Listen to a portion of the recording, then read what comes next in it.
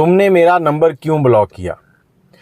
India की रियासत छत्तीसगढ़, वहाँ के ये लड़की और लड़का जिनकी तस्वीरें आप देख रहे हैं, इन दोनों की इंस्टाग्राम पर दोस्ती हो जाती है 6 महीने पहले, और दोस्ती होने के बाद दोनों के दरमियान मोहब्बत की बातें, मोहब्बत परवान चढ़ने लगी, शायद इनकी मुलाकातें भी होने लगीं। और फिर कुछ दिन पहले क्या हुआ कि लड़की जो है अपने बॉयफ्रेंड के पास जाती है मिलने। उसके पास जाके उससे कोई बात हो रही होती है, तो बातचीत के दौरान ही इसे गुस्सा आता है, नोक झोंक चल रही है, और ये तेज़ चाकू निकालती है और उसके सीने में घोंप देती है। जैसे ही उसके सीने में इसने चाकू मारा, उसको कोई समझ आती, वो नीचे गिरा, खून का फुहारा निकलने लगा और उसकी डेथ हो गई।